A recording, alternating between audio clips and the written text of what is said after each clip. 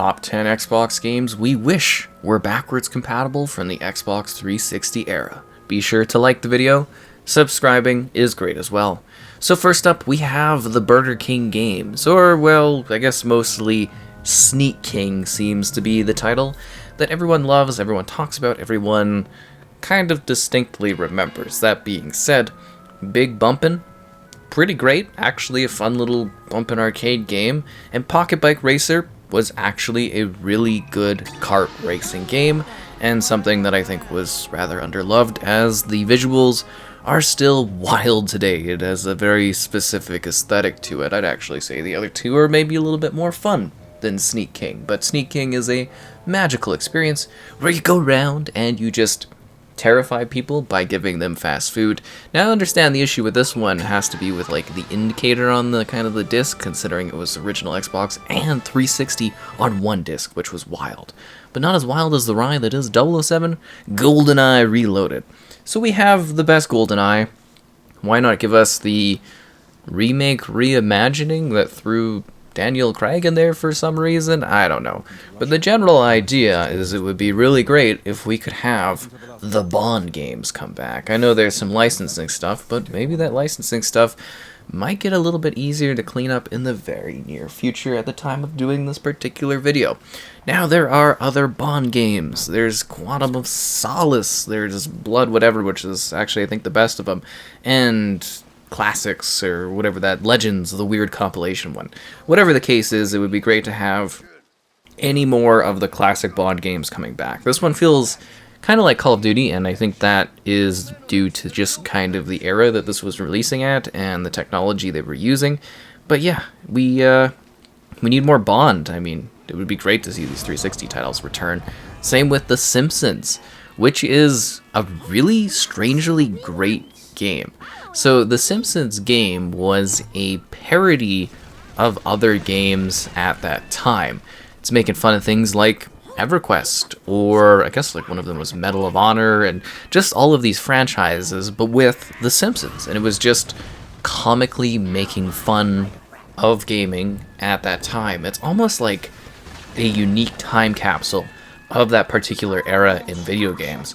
And it was very entertaining, it was very well polished, the visuals looked great, the levels were distinct, the characters all had unique abilities as you got to play as the different members of the family. And it's really weird that this one hasn't ever become compatible, because it shouldn't really be a licensing thing at this point, considering it's all, you know, under Disney, right? But yeah, I really would love to see the Simpsons game return in some form, and backwards compatibility would be a great way. Same with Blur, which is probably one of the harder ones on this list, but if there's one thing I see online all the time, people love Blur. They want it to come back, they have fond memories of playing it. So if you're not familiar with Blur, it's a car racing game where you're kind of building fans and stuff. It was one of the earlier titles where, you know, they were adapting the whole visual thing, clips thing, you know, building up an audience, which has only grown, I think, more prevalent in the modern era. But you were driving cars, and it was basically like a serious car racing game, but with ridiculous power-ups from a kart racer. So you got like bombs and missiles and crazy action and wild destruction and attacks, and yeah, Blur was just a lot of fun. But this one's obviously a lot harder due to the music, the cars, all the other little things along the way. But yeah, Blur is a franchise, or could have been a franchise, I suppose, that I really wish could have continued, or could have evolved, or just is playable again, because it's so fun and so well done. Just like Transformers, War for Cybertron. So the sequel, you know, Fall of Cybertron, was actually available on Xbox One. So that one is backwards compatible, but War for Cybertron, which was the original game in this two-parter, sadly was never made backwards compatible, and it's great. It is like probably the best Transformers game outside of Fall. I put War and Fall like literally neck and neck. These games are perfect. They had a great single-player campaign, each of them, with high emotional stakes. You got to see different perspectives and different characters, transforming, battling as robots. Awesome. So good. Then there was like Escalation Horde mode, which was so cool, and then there was also the multiplayer, which was competitive and gripping, and obviously those servers are gone, but just even having the campaigns again in the modern era would be awesome. War for Cybertron is so good. It's so well done, it's a well-crafted story, and it's just perfect for Transformers fans. And then there's The Saboteur, which is a really cool, different sort of story-based, kind of open-world experience where you are going about sabotaging things, but it's mature and sort of well-crafted in terms of the narrative and the characters and the gameplay. It is a very unique experience, one that is very stylistic in its approach and its setting, and it was just a really cool kind of experience that I think completely flew under the radar. This game was kind of a bit of a gem. I don't know how you really get this one back outside of backwards compatibility. I mean, obviously, I think there would be licensing issues and stuff, but it would be cool if not even for this, maybe a remaster or something down the road.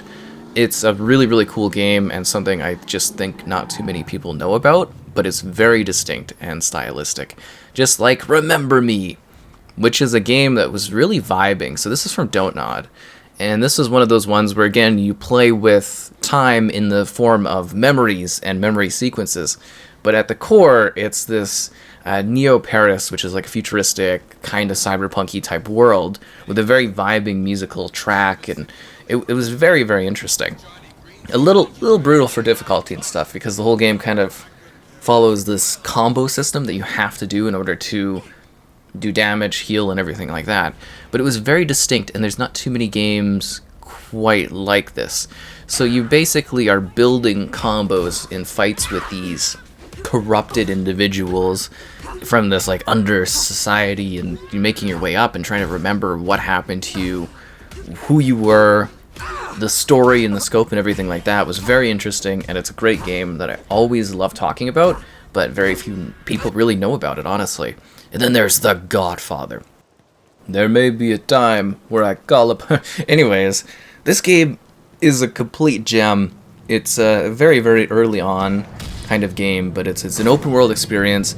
I know the licensing is probably a nightmare for this one, Paramount and other stuff, but you basically build your way up through kind of the story of The Godfather to a degree, with its own twist kind of thing, and you're making your way to being the Don, and it's really, really intriguing what you do and the scope of it. Like, the city is absolutely massive.